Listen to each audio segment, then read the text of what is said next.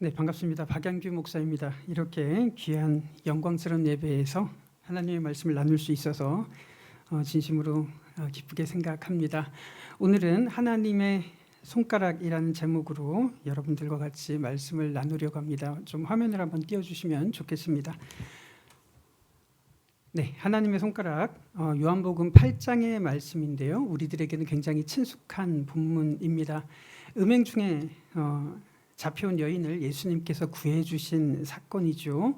예수님께서는 땅에 글을 쓰셨고 죄 없는 자가 돌로 치라라고 말씀을 하셨을 때 현장에서 돌을 들었던 사람들은 양심의 가책을 느껴서 사라졌다는 그런 내용 우리들은 잘 알고 있습니다. 이 본문은 우리들에게 무엇을 말하고 있는 걸까요? 함부로 남을 비방하지 말라라는 말씀을 우리들에게 전하는 걸까요? 오늘 여러분들과 좀 특별한 경험을 하려고 하는데요. 오늘 본문 속으로 들어가서 그 사람들의 의식 세계 속으로 조금 더 들어가 보려고 합니다. 그래서 그 사람들은 어떤 생각을 가졌고 오늘 본문은 우리들에게 무엇을 말하고 있는지 오늘 여러분들과 조금 이 본문 가지고 씨름하면서 한번 본문 속으로 들어가 보도록 하겠습니다. 오늘 본문은 신약 시대죠. 우리들은 누구든지 근현대사라는 맥락을 가지고 있습니다. 마찬가지로 신약 시대를 살았던 사람들도 그들만의 근현대사가 있었을 겁니다. 그래서 이것을 조금 어려운 말로 신구약 중간사라고 이야기를 합니다. 아마 이 명칭이 조금 생소하지만 좀 쉽게 말해서 이렇게 설명을 드릴 수가 있을 것 같습니다. 말라기부터 마태복음 사이에 수백 년의 시간을 신구약 중간사라고 이야기를 합니다. 그래서 우리들에게는 이 기간이 조금 생소하지만 그래서 많은 분들이 이 부분을 암흑의 시기다 혹은 침묵의 시기다라고 이야기를 합니다. 그렇지만 역사 속에서는 굉장히 중요한 흐름들이 있었습니다. 유대인들의 종교가 형성된 유대교가 이때 형성이 되었고요. 그리고 여러분들께서도 들어보셨을 그리스 로마 문명이 이때 확립이 됩니다. 그러니까 세계사적으로는 굉장히 중요한 시간들이라고 우리들이 생각을 해볼 수 있을 겁니다. 마찬가지로 서구 문명에 두 가지 기둥이 있으니 그것이 하나는 헬레니즘이고 다른 하나는 헤브라이즘이라고 이야기를 합니다. 그러니까 우리가 간과했던 이 시간은 신약 시대를 살아가던 사람들에게는 그들의 근현대사에 해당이 될 거고요. 유대 역사 속에서는 굉장히 중요한 시간에 해당이 됩니다. 그러니까 이런 근현대사를 이 사람들은 인식을 하면서 지금 신약 시대의 사람들의 본문을 우리들이 보고 있는 겁니다. 그러면 그 사람들의 의식 속으로 조금 더 들어가 보면 이렇습니다. 오늘 우리들이 같이 읽은 본문은 주후 30년 무렵의 시대를 배경으로 하고 있습니다. 여러분들께서도 잘 아시듯이 로마의 압제를 받고 있었던 상황이었습니다. 주전 63년, 그러니까 이때로부터 한 100년 정도 전에 유대 사회는 로마의 압제를 받게 됩니다. 그러면서 100년 동안 이렇게 로마의 지배를 받았던 거예요. 그 이전에는 알렉산더라고 들어보셨을 겁니다. 그리스의 지배를 받았고요. 그 이전에는 페르시아의 침공을 받아서 페르시아의 지배를 받게 됩니다. 그리고 그 이전에는 바벨론의 침공을 받아서 지금 보시다시피 이렇게 유대인들은 600년 넘는 시간을 외세의 압제를 받았던 슬픔의 역사를 가지고 있었습니다. 그러니까 이 도표만 보더라도 신약 시대의 사람들은 얼마나 암담한 역사, 근현대사를 겪었는지 우리들은 엿볼 수가 있을 겁니다. 이 시대, 신약 시대를 살아갔던 사람들이 누구보다도 주목했던 선지자가 있었으니 유대문헌에서는 참 이렇게 이야기를 많이 합니다. 신약시대 사람들은 구약시대의 선지자 중에서 다니엘이라고 하는 선지자를 누구보다도 주목했습니다. 왜 그러냐면 그 옛날 바벨론의 지배를 받았을 때 하나님께서는 다니엘로 하여금 하나님의 흔적을 바벨론 제국에 드러내셨던 것처럼 그 이후를 살아왔던 사람들은 어땠을까요? 그 옛날 다니엘과 함께 하셨던 것처럼 페르시아에서 그리스에서 로마 제국의 압제를 받는 이 순간에도 하나님께서는 다니엘과 함께 하셨듯이 우리와 함께 하시리라는 그런 기대를 예수님 시대 사람들이 참 많이 가지고 있었다는 그런 흔적을 볼 수가 있습니다. 그런데 이것보다도 더 중요한 이유가 있는데요. 다니엘서 2장에 보시면 느부갓네살이 꿈을 꾸는 장면이 나오지 않습니까? 이때 다니엘이 느부갓네살 왕의 꿈을 해석해 줍니다. 커다란 신상을 봤는데 다니엘이 이 꿈에 대해서 해석해 주기를 이렇습니다. 금머리는 바벨론을 가리키고요. 이 신상이 의미하는 것은 앞으로 역사 속에서 등장할 나라들입니다. 이렇게 이야기를 합니다. 그러면서 한번 보세요. 우리가 신약시대를 살아갔던 사람들이라면 다니엘의 예언을 한번 떠올리면 이렇습니다. 다니엘은 이렇게 꿈풀이를 하는데요. 페르시아가 등장하고 그리스가 등장하고 그 다음에 네 번째로는 아주 강력하고 무시무시한 나라가 등장할 겁니다. 이렇게 예언을 했습니다. 그러니까 예수님 시대에 로마 제국의 그 강력함을 경험했던 사람들에게는 다니엘이 새롭게 다가오는 거죠. 로마 제국의 그 강력한 힘을 경험했던 사람들이라면 다니엘을 주목할 수밖에 없었을 겁니다. 왜 그럴까요? 돌이 날아와서 신상을 깨어 부숩니다. 하나님의 능력으로 인해서 이 세상 나라들을 멸하시리라는 그 예언이 정말로 다니엘의 예언이 실제로 역사 속에서 실현되는 과정들을 봤고 지금 우리들을 지배하고 있는 이 로마 제국이라고 하더라도 하나님의 능력으로 극복할 수 있다는 이런 희망을 가졌던 시기가 바로 예수님께서 살아가던 바로 그런 시기였습니다. 대형박물관에 이런 전시물이 있습니다. 이 어려운 글자가 해독이 됐는데 어떤 내용이냐면 이렇게 꺼졌네요. 이렇게 글자가 기록이 됐습니다. 느부갓네살 왕이 예루살렘을 침공했다는 내용이 실제로 이렇게 기록이 됐고 그게 해독이 돼서 발굴이 되어서 전시가 된 겁니다. 그러니까 우리 청소년들을 가리켜보면 압니다. 구약시대 이야기가 허구 혹은 신화 같다는 인식을 하는 청년들이 참 많은데 실제로 그 역사의 기록 실제로 존재했던 사람이 이렇게 발굴이 되었고 이런 기록들을 우리들이 볼 수 있는 겁니다. 그러니까 한번 정리를 해보면 이렇습니다. 주전 605년에 바벨론이 유대 사회를 침공하기 시작을 하는데요. 세 차례에 걸쳐서 침공합니다. 이것을 어려운 말로 바벨론의 1차 침공이라고 합니다. 누가 잡혀갔을까요? 다니엘과 세 친구들이 이때 잡혀간 거예요. 그리고 난 다음에 그래도 이 유대 사회가 순응을 하지 않아서 2차 침공이 가해졌을 때 에스겔을 잡아갑니다. 그리고 많은 유대인들을 또 잡아가죠. 그리고 3차 침공이 있었을 때 예레미야가 그 현장에 있었습니다. 예루살렘 성전이 파괴되고 이제 유대 사회가 지도상에서 사라지는 그 현장, 비극적인 순간에 예레미야 선지자가 이때 활동을 한 겁니다. 그리고 많은 유대인들이 바벨론의 포로로 잡혀가는 그 현장을 예레미야 선지자는 경험을 했습니다. 그래서 그 비극적인 이야기를 예레미야는 이렇게 성경을 통해서 우리들에게 전하고 있습니다.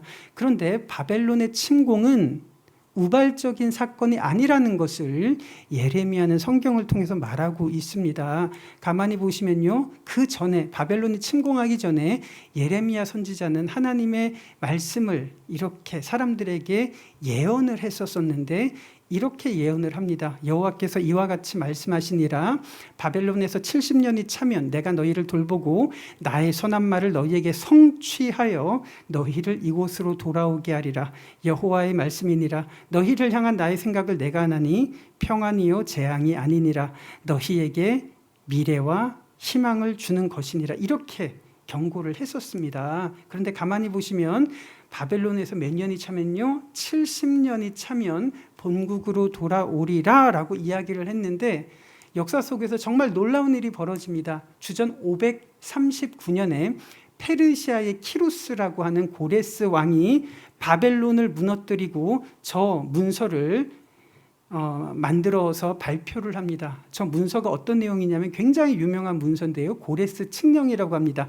바벨론에서 포로로 잡혀왔던 민족이 본국으로 돌아가기를 승인한 문서가 바로 고레스 칙령입니다. 그러니까 참 기적 같은 일을 이스라엘 사람들은 경험을 한 거예요. 이렇게 보시면 539년에 고레스 칙령이 발표가 되지 않습니까? 그러면 다니엘과 함께 사로잡혀왔던 유대인들의 입장에서 본다면 70년 만에 본국으로 돌아온다고 했는데 진짜로 70년 만에 하나님께서 본국으로 돌아가게 하신 거예요. 이런 기적들을 이스라엘 사람들은 경험을 했습니다. 그렇지만 고레스가 바벨론이라고 하는 나라를 무너뜨리기 전날 어떤 일이 있었을까요? 그 유명한 사건이 다니엘서 5장에 기록이 됩니다. 벨사살 왕이 연회를 베푸는 장면을 우리들은 보셨을 겁니다. 그런데 이것은 단순한 축제나 파티가 아니라 예루살렘 성전에서 탈취해온 성전의 기물들을 가지고 바벨론의 신에게 바치는 종교적인 제의였습니다. 고대시대 사람들은 전쟁을 생각하기를 신의 능력이 개입한 것이라고 생각을 해서 승전국가는 바로 그들의 전쟁의 신이 패전국가의 전쟁의 신보다 강하다고 생각을 했습니다. 그러니까 벨사살 왕은 지금 여호와라고 하는 신보다 바벨론의 신이 훨씬 더 크다고 하는 이 종교적인 세레모니를 지금 진행하고 있었던 겁니다. 그러니까 공식적으로 하나님의 이름은 모독을 당하신 바로 그런 사건이었습니다. 그때 어떤 일이 일어나냐면 이 연회 자리에 정체 모를 손가락이 나타납니다. 그러면서 벽에 글자를 새기지 않습니까? 그런데 그 자리에 있었던 천문학자들과 점성술사들이 아무도 이 글자를 해독을 못하는 거예요. 그래서 백발이 된 노인이 된 다니엘이 소환이 되어서 이 자리에 와서 이 글자를 해독하도록 합니다. 그때 다니엘은 이 글자를 해독하지 않습니까? 메네메네 데겔 우바르신이라고 적혀 있습니다. 이 글자를 해독해 본즉 하나님께서 벨사살 왕을 보신즉 그 무게에 미치지 못해서 하나님께서는 당신을 심판하실 것입니다 라는 이 경고를 다니엘은 벨사살에게 전했던 거고요. 그리고 난 다음 날 고레스가 바벨론을 무너뜨리고 함락시켜서 이제 바벨론은 역사의 뒤안길로 사라졌던 사건이 바로 이때 있었습니다. 그러면 우리들이 한번 생각해 볼 필요가 있지 않을까요? 왜 이스라엘 백성들은 바벨론의 포로로 잡혀가야 됐을까 하는 겁니다. 이걸 알아야 이 성경을 보는 맥이 굉장히 열리리라고 생각을 하는데, 예레미야 선지자는 바벨론의 침공을 받기 전에 이스라엘 사람들에게 뭐라고 이야기를 했냐면 이렇게 경고를 합니다. 이 땅에 무섭고 놀라운 일이 있도다. 선지자들은 거짓을 예언하며 제사장들은 자기 권력으로 다스리며 내 백성은 그것을 좋게 여기니 마지막에는 너희가 어찌하려느냐, 이렇게 경고를 했습니다. 가만히 보시면 이렇죠. 재구성해 보면 이렇습니다. 바벨론의 침공을 받기 전에 예루살렘에는 성전이 있었습니다. 선지자도 있었습니다. 제사장도 있었고 종교인들도 있었고 종교적인 관행도 있었습니다. 그런데 문제가 있다면 누구도 하나님의 형상을 드러내는 삶을 살지 못했던 겁니다. 성전 안에 모이면 종교적인 규례를 행하지만 성전 밖으로 나가는 순간 이방인들과 똑같은 방식으로 살아가고 있었던 거예요. 선지자들은 자기 권력으로, 오만한 권력으로 다스리고 제사장들은 거짓을 예언하고, 그런데 백성들은 자기 귀에 만족할 만한 그런 메시지에만 열광했던 그런 시대, 이렇게 생각해 보면 그리 낯설지 않은 느낌을 받게 됩니다. 예레미야는 이런 경고를 했습니다. 너희는 예루살렘 거리로 빨리 다니며 그 넓은 거리에서 찾아보고 알라. 너희가 만일 정의를 행하며 진리를 구하는 자를 한 사람이라도 찾으면 내가 이 성읍을 용서하리라 라고 이야기를 했습니다. 성전이 있었고 종교인들도 있었습니다. 성직자도 있었고 종교적인 관행도 있었지만 그 넓은 예루살렘 거리에서 하나님의 형상을 따라서 정의를 행하고 자비를 행하고 하나님의 성품과 형상을 드러내는 사람이 한 사람도 없었던 것을 예레미야 선지자는 지금 책망하고 경고하고 있었던 겁니다. 하나님은 사랑이시죠. 그런데 하나님의 사랑이 어떻게 이 세상에 드러날 수가 있을까요? 하나님은 당신을 사랑합니다라는 구호가 적힌 전도지를 나눠주는 방식으로 하나님의 사랑이 이 세상에 드러나지 않을 겁니다. 하나님의 형상을 행하는, 하나님의 자비와 사랑을 행하는 우리들을 통해서 하나님의 속성이 이 세상에 드러나도록 우리를 제사장 나라로 삼으셨고 우리를 그의 백성으로 삼아 주셨는데 이스라엘 백성들은 그런 순종을 하지 않았습니다. 하나님께서 이 세상에 드러나시는 방법은 구체적으로 어떤 방법일까요? 프로파간다나 이런 구호, 선전의 방식으로 하나님께서 이 세상에 드러나는 것이 아닐 겁니다. 하나님은 정의롭고 공의로우시지만 왜 이 세상에는 정의로운 흔적과 공의의 흔적을 찾아볼 수가 없을까요? 하나님의 백성들이 그런 흔적과 그런 행실을 이 세상에서 발휘하고 있지 않기 때문인 겁니다. 그러니까 하나님의 눈에 보셨을 때 이런 종교적인 세레모니를 통해서 하나님의 이름을 망령되이 일컬었던 벨사살 왕이나 하나님을 믿는다고 이야기를 하면서도 아무도 하나님처럼 하나님의 형상처럼 순종하지 않았던 사람들이나 하나님께서 보셨을 때는 하나님의 이름을 모독하는 것은 마찬가지였을 겁니다.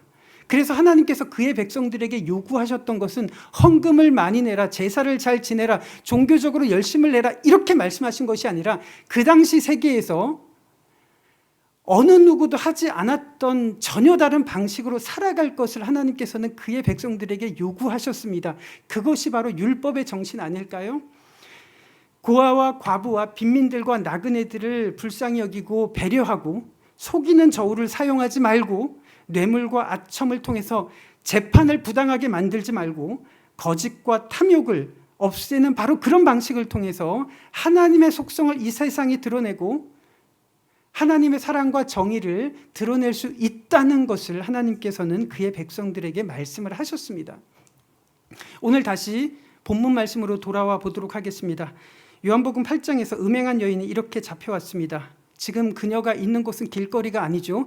예루살렘 성전에 있었고 그곳에서 산헤드린 공회가 주관하는 재판의 회부가 된 상태입니다.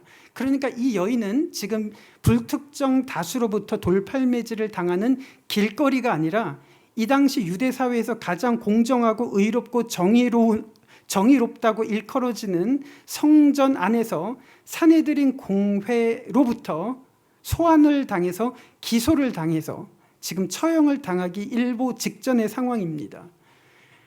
로마는 유대 사회를 알아서 관할하도록 산헤드린 공회라는 것을 이름을 했습니다. 그러니까 유대 사회에서는 최고의 권력기구이자 사법기구에 해당되는 것이 산헤드린 공회입니다. 대제사장을 의장으로 삼아서 다수의 사두개인들과 소수의 바리새인들로 이루어진 70인의 최고의 종교인들로 구성된 산헤드린 공회가 유대 사회를 지배하고 있었던 것이 예수님께서 활동하시던 그 시기의 유대 사회였습니다.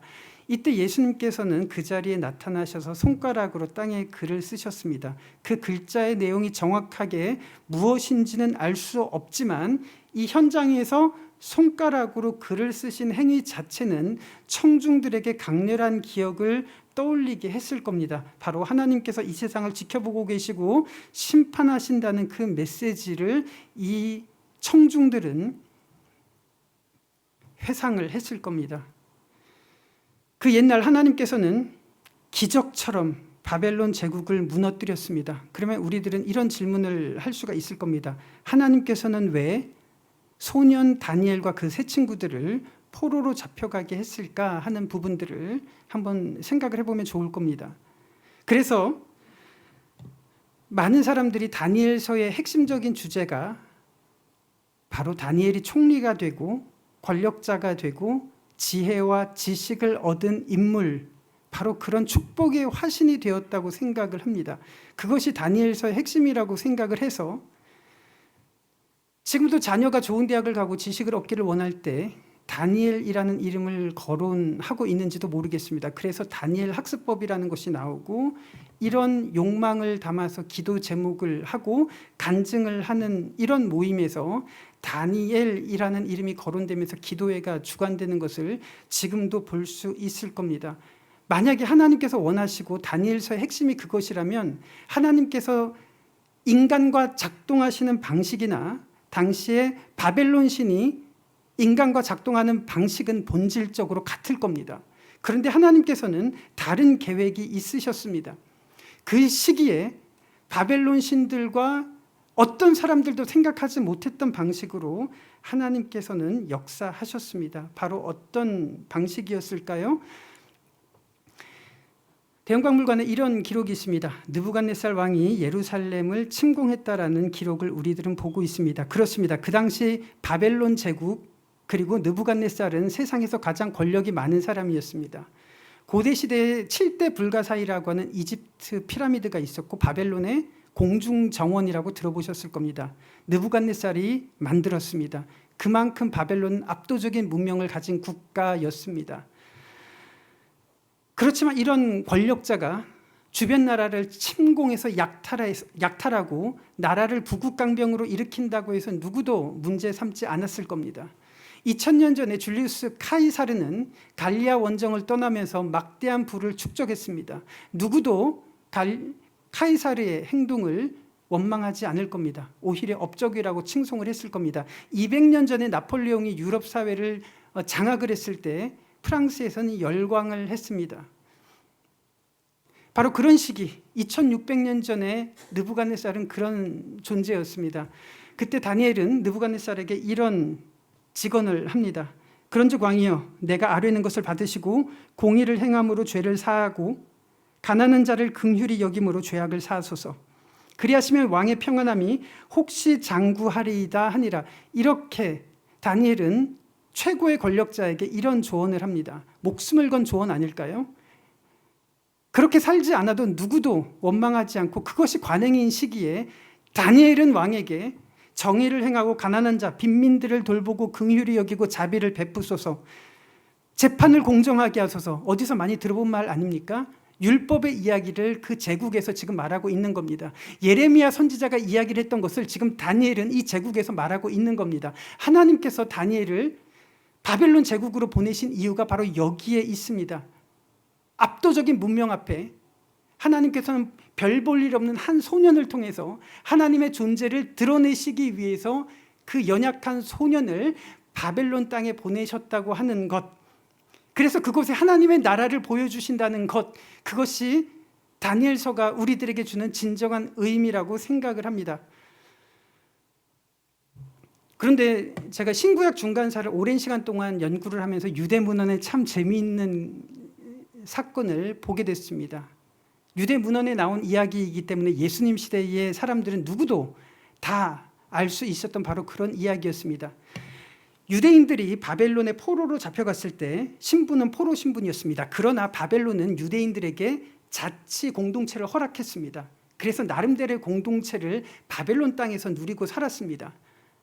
그 공동체 속에서도 제사장이 있었고 재판을 담당하는 사람들이 있었고 똑같이 예루살렘에서 지내던 것과 똑같은 공동체를 바벨론에서 이룰 수 있게 바벨론은 그렇게 허용을 했던 겁니다. 이 유대인들 공동체 사이에서 다니엘의 존재감을 알렸던 사건이 등장을 하는데 그것은 다니엘이 느부갓네살 왕의 꿈을 해석해 준 사건도 아니고 총리가 된 사건도 아니었습니다. 놀랍게도 바로 이런 사건을 접할 수가 있습니다. 유대 공동체에 요아킴이라고 하는 남자의 부인 수산나라는 인물이 등장합니다. 아름다웠습니다. 그런데 재판을 담당하고 있는 두 명의 장로가 이 수산나에게 탐심을 품게 됩니다. 더러운 욕망을 품게 되는 겁니다. 그래서 저 여인의 가진 순결을 뺏으려고 계획을 세웁니다. 400년 전에 바로크 미술가였던 게르치노는 이런 그림을 우리들에게 보여줍니다. 두 명의 재판관 장로가 이 수산나를 탐하고 있습니다. 이 그림을 보시면 한 명의 재판관은 관객들을 향해서 입을 다물라고 이렇게 표현을 하고 있습니다. 다른 한 명은 자신의 재판 권위를 상징하는 지팡이를 들고 이 여인을 향한 기회만 엿보고 있는 이 장면을 우리들은 바라보고 있습니다. 젠틀레스키의 또 다른 그림은 조금 더 적나라하게 우리들에게 보여줍니다. 두 명의 재판관이 서로 귓속말로 이야기를 주고받고 있습니다. 어떤 계획을 아마 모색을 하고 있는 것 같습니다. 그리고 한 명의 재판관은 수산나에게 입을 닫을 것을, 함구할 것을 이렇게 강요합니다. 어떤 일이 있었을까요? 이 더러운 욕망을 이 수산나에게 요구를 합니다. 그러나 수산나는 그 욕망 앞에 저항을 했습니다. 그러자 두 명의 판결을 담당한 재판관은 장로는 수산나에게 누명을 뒤집어 씌웁니다. 이 수산나라는 여인이 젊은 남자와 부적절한 음행을 해서 우리가 그것을 목격했노라고 이렇게 기소를 해버립니다. 그래서 돌에 맞아서 죽기 직전의 상황에서 하나님께서는 수산나라는 여인의 기도를 들으셨습니다. 그래서 유대문헌의 기록을 보면 하나님께서 성령으로 다니엘에게 말씀하셨다라는 기록을 접하게 됩니다. 그때 다니엘은 이 재판에 개입합니다. 그 전에 어떤 생각을 가졌냐면 이 여인에게 항변할 기회조차도 주지 않고 이렇게 부당하게 재판을 해서 덮어버리는 것이 옳지 않다고 생각을 합니다. 그리고 두 명의 재판관을 따로 분리해서 대질 신문을 합니다. 그리고 그들의 증언을 들었을 때 일치할 리가 없겠죠. 결국 두 명의 재판관을 처형하고 이 여인을 살려준 사건이 바로 그 유명한 수산나 사건, 다니엘 시대 때 일어났던 사건입니다. 느부갓네살에게 목숨을 걸고 조언했던 바로 다니엘, 유대 공동체 사회에서는 그렇게 이야기했던 그대로 실행을 했고 하나님의 흔적을 그 공동체 속에 드러낸 겁니다. 하나님께서는 다니엘을 그런 방식으로 사용하셨고 하나님의 나라, 하나님의 흔적을 그 땅에 드러내셨습니다. 네, 다시 오늘 본문으로 돌아옵니다. 우리는 음행 중에 잡힌 여인의 재판을 지금 보고 있습니다. 이제 그들의 의식 구조를 알았고 그들의 근현대사를 잠깐 생각을 해봤습니다. 우리가 만약에 청중이라면 이 재판은 우리 눈에 어떻게 보일까요? 하나님의 대리인이라고 여겨지는 대제사장이 산헤드린 공회를 소집해서 한 여인을 지금 처형하기 직전의 상황을 보고 있습니다. 그런데 참 재밌게도 예수님 시대로부터 200년 전에 마카비 시대 때 대제사장 직분은 어떻게 변질이 됐냐면 구약 시대만 하더라도 하나님께서는 대제사장을 세우실 때 선지자를 통해서 기름 부어서 제사장을 세웠습니다. 그런데 200년 전부터 돈을 많이 권력자에게 바치는 사람이 대제사장에 임명이 됐습니다. 그게 예수님 시대까지 200년 동안 이어져 왔던 관행이었습니다. 성직 매매죠. 그러니까 대제사장 직분은 더 이상 하나님의 거룩한 대제사장이 아니라 권력의 시녀에 불과한 그런 하수인에 불과한 직분이었습니다. 70명의 또 다른 산헤드린 종교인들도 마찬가지였습니다. 그들은 유대 사회에서 최고의 권력을 장악했습니다. 하나님의 축복이었을까요? 그 옛날 다니엘을 총리로 만드셨던 하나님의 축복이라고 간증할 수 있을까요? 어쩌면 이런 방식으로 간증이 횡행하는 것을 우리들은 이 시대에도 많이 볼 수가 있습니다. 그렇지만 그들을 통해서 하나님의 형상과 하나님의 속성이 드러났을까요? 그렇지 않기 때문에 예수님께서는 이 자리에 오셨습니다. 이 산헤드린 공회는 모세의 율법을 근거로 이 여인을 처형하려고 합니다. 모세의 율법에는 이렇게 나와 있습니다. 누구든지 남의 아내와 간음하는 자, 곧 그의 이웃의 아내와 간음하는 자는 반드시 그 간부와 음부를 반드시 죽일지니라, 이렇게 명시가 되어 있습니다. 이 구절을 근거로 이렇게 여인, 음부를 처형하려고 한 것을 우리들은 볼 수가 있는 겁니다. 그렇지만 이 재판에 석연치 않은 구석이 있지 않습니까? 음부는 있지만 간부는 어디 있을까요? 음행이라는 죄가 여인 혼자서 이루어질 수 없기 때문에 이 재판은 석연치 않은 구석이 있습니다. 이곳에서 돌을 들었던 사람들, 재판을 하려고 했던, 정의 구현을 하려고 했던 사람들이 남자가 누구인지 몰랐을까요? 음행의 현장에서 잡혀왔는데요. 남자가 누구인지 몰랐을까요? 한 걸음 더 나아가서 남자는 한 명이었을까요? 이것이 유대 문헌이 우리들을 통해서 입체적으로 생각하게 해보는 부분입니다. 유대 사회에서 여성의 신분으로 경제적으로 자립할 수 있는 방법이 극히 드물었다고 유대 문헌에서는 이야기를 합니다. 그래서 고아와 과부와 빈민들과 나그네들을 사회가 책임지고 돌봐야 된다고 그렇게 율법에서는 말했습니다. 그런데 산헤드린과 종교인들이 만들어 놓은 사회는 그런 사회가 아니었습니다. 가장을 잃은 과부가 2명의 부양가족이 있다면 이 여인 혼자서 부양가족을 책임질 수가 없었던 시대가 바로 산헤드린 공회가 만들어 놓은 바로 그런 시대였습니다. 유대 문헌에서 많은 이야기를, 증거들을 볼 수가 있습니다. 부양가족을 한 과부의 몸으로 먹여 살리기 위해서 여인이 할 수 있는 거의 유일한 방법이 있으니 그것은 곧 생계형 창부 외에는 없었다고 학자들은 이야기를 합니다. 그럼 이 재판을 우리들은 조금 더 생생하게 볼 수가 있지 않겠습니까? 남자는 어디 있을까요? 남자는 한 명이었을까요? 어떤 학자가 이야기를 하는 것처럼 이 둘러싼 사람들이 더러운 욕망을 해결하기 위해서 돈을 주고 샀던 그 욕망, 그 흔적을 없애기 위해서 서둘러서 돌로 치려고 했던 것은 아닐까요? 예수님께서 이 자리에 나타나셨던 이유는 이겁니다. 왜 여인에게는 항변할 기회조차도 주지 않고 돌을 쳐서 덮어버리는가? 예수님께서는 죄 없는 자가 돌로 치라고 말씀하시기 전에 손가락으로 땅에 새기는 행위를 분명히 하셨습니다. 이 사건은 그 당시 사람들에게 어떤 것을 떠올리는지 분명한, 그리고 아주 준엄한 행동이었습니다.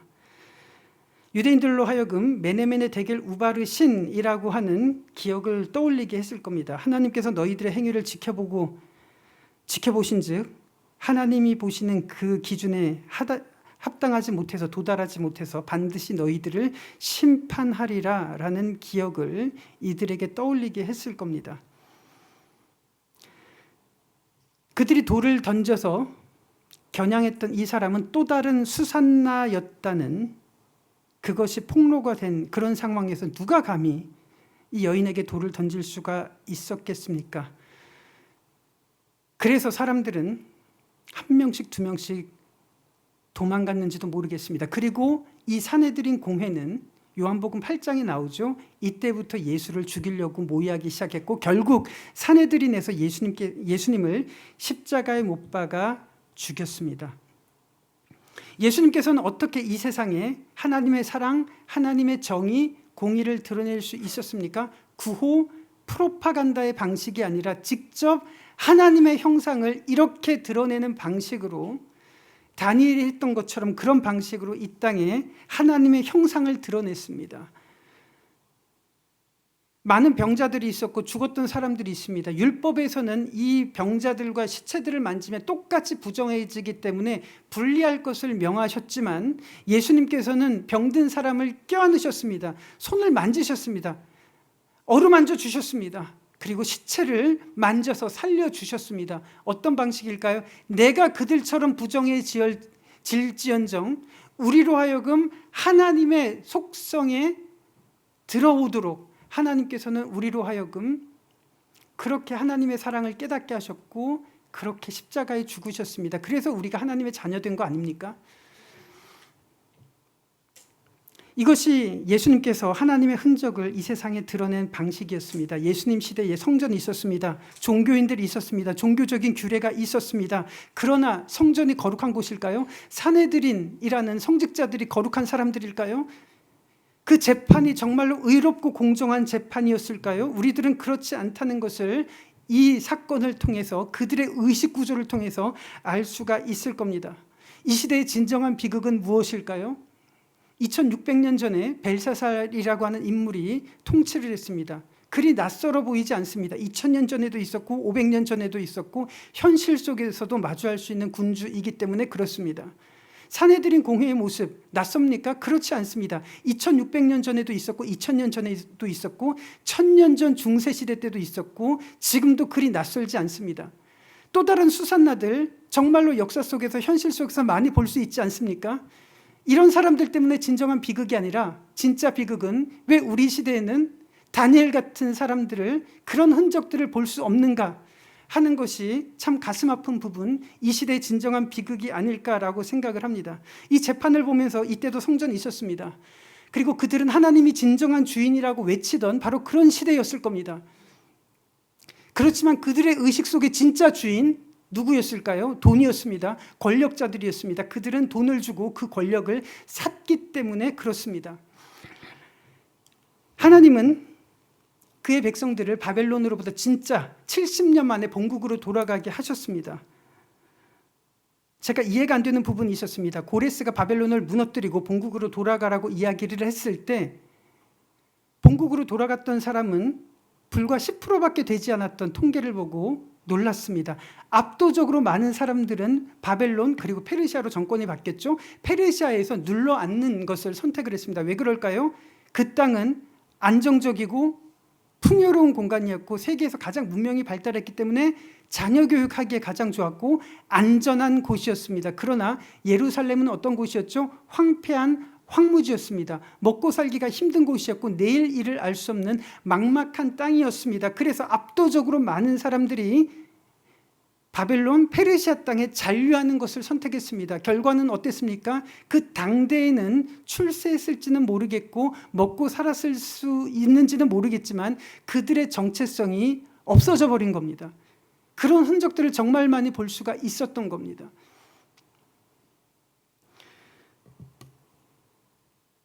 벨사살 왕의 연회에 이렇게 손가락을 통해서 경고하신 하나님께서는 이미 바벨론화 되어버리고 있는 유대인들 그리고 돌아가지 않으려고 마음을 먹고 있는 유대인들을 향한 경고가 아닐까 우리들은 생각해 볼 필요가 있을 겁니다.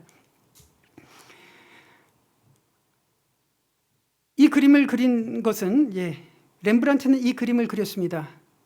1636년에 이 그림을 그렸습니다. 1636년은 네덜란드 황금 시기였습니다. 굉장히 잘 살았던 시기였습니다. 그런데 교회사를 공부를 해보면 참 재미있는 사건이 있습니다. 이때 칼빈주의 5대 교리가 1619년에 도르트 회의를 통해서 만들어졌습니다. 이때 만들어진 칼빈주의 장로교 5대 교리는 지금 우리들에게도 영향을 주고 있고 제가 신학교 다닐 때 이 교리를 정통이라고 배웠으니까요. 이런 방식으로 암스테르담을 성시화시켰던 곳이 바로 17세기 네덜란드였습니다. 전적 타락, 무조건적인 선택, 제한적인 속죄, 불가항력적인 은혜, 성도의 견인이라고 하는 그 유명한 칼빈주의 장로교 5대 교리를 확립했던 시기였습니다. 그런데 렘브란트가 살았던 이 시기에 어떤 일이 있었을까요? 성시화를 만들었습니다. 그렇기 때문에 장로교 신자가 아닌 감리교, 침례교, 비장로교 신자들에게는 이 장로교 신자들이 집회를 못하게 막았습니다. 돌을 던졌습니다. 모인 곳에 돌을 던져서 창문을 깨고 폭행을 하고 했던 이야기가 렘브란트 평전에 그렇게 나옵니다. 그런 증거들을 얼마든지 많이 볼 수가 있습니다. 그런 시기에 렘브란트는 1636년에 벨사살 왕의 연회라고 하는 그림을 그리고 있습니다. 이 그림을 통해서 우리 시대에 무엇을 지금 항변하고 있을까요? 조금 더 보시면 이렇습니다. 벨사살 왕은 바벨론의 왕이었습니다. 그런데 왕관을 쓰고 있는 것이 아니라 페르시아의 터번을 쓰고 있습니다. 이상하지 않습니까? 페르시아의 터번에 해당되는 이 말을 페르시아어로 무엇이라고 하냐면 튤립이라고 이야기를 합니다. 네덜란드를 상징하는 꽃 이름 아니겠습니까? 1636년에 어떤 일이 있었냐면 그 유명한 튤립 파동이 벌어집니다.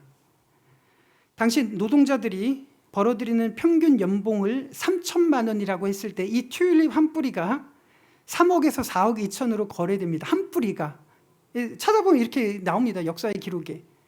그러니까 어떤 일이 벌어졌습니까? 튤립 한 뿌리를 그냥 베란다에서 보유하고 있었는데 이게 엄청나게 가격이 솟구친 겁니다. 어떤 이야기가 오갔을까요? 이 칼빈주의 5대 교리를 확립한 사회에서 하나님의 축복이라고 이야기를 했을까요? 간증하는 일이 없었을까요? 놀라운 일이 벌어집니다. 아파트 팔고 자동차 팔아서 이렇게 튤립을 사려는 열풍이 벌어집니다. 그러나 튤립 열풍이 오래가지 않습니다. 거품이 빠지고 이렇게 가격이 원래대로 돌아왔습니다. 어떤 일이 벌어졌을까요? 그렇게 투자했던 사람들이 절망을 하고 좌절을 해서 자살하는 사람들이 늘어났습니다. 이것을 보면 남의 이야기가 같지 않습니다. 투자를 많이 해서 하나님께서 복을 주셨다는 간증들을 어렵지 않게 듣습니다. 어쩌면 이것이 우리의 기도 제목의 또 다른 단면이 아닐까라는 생각을 합니다.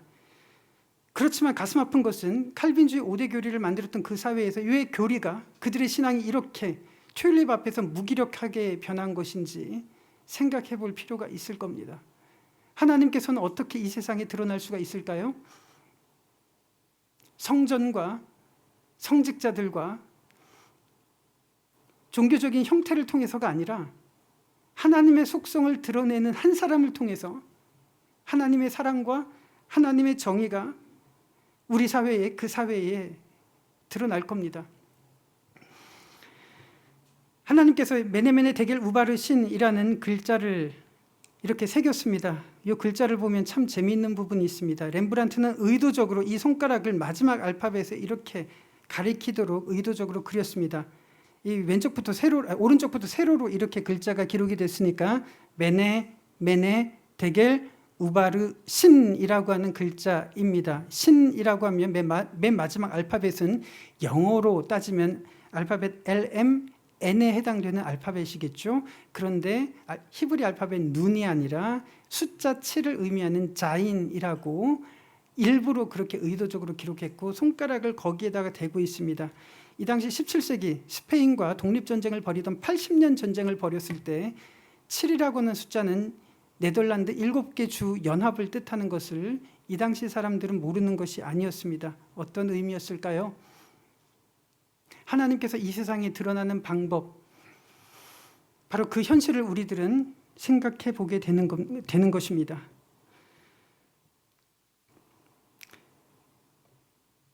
참 가슴 아픈 것이 있습니다. 십자가의 건물이 많이 있습니다. 참 많은 성직자들이 있습니다. 신학생들이 있습니다. 많은 사람들이 크리스찬이라고 자신의 종교를 그렇게 밝힙니다. 통계적으로 많은 장로교인들이 있습니다. 그런데 이 나라의 정치계가, 종교계가, 사회가 곳곳에서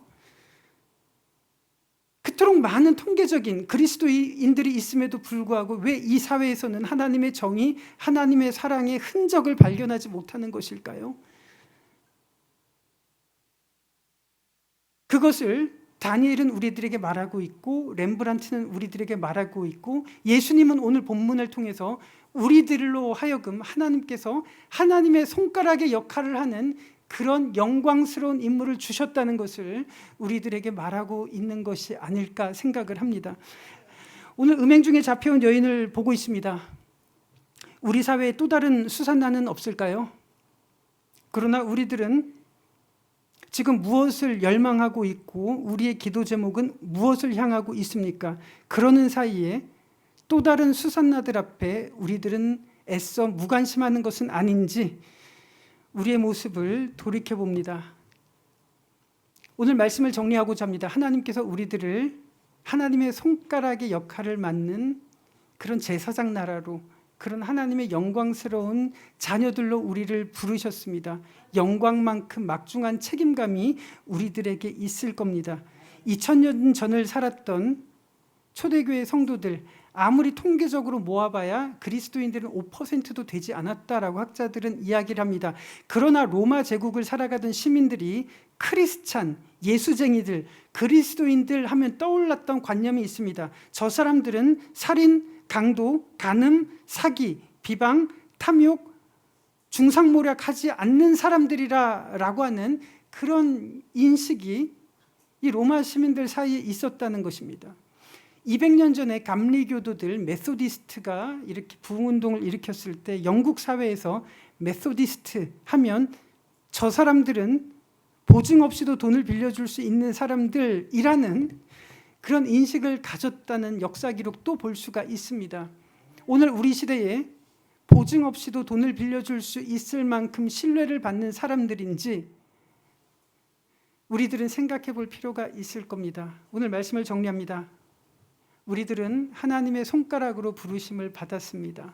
그러나 우리들은 어떻게 살아가고 있는지, 그리고 우리 사회에 또 다른 수산나들은 없는지, 그래서 우리들은 정말로 다니엘 같은 흔적을 드러내는 것이 우리 기도의 제목이 되어야 되리라고 확신합니다. 우리 같이 다니엘처럼 살아가기를 다짐하는 저와 여러분들이 되셨으면 좋겠고요. 우리 이런 제목으로 한번 이 시간에 같이 기도하기를 원합니다. 우리가 같이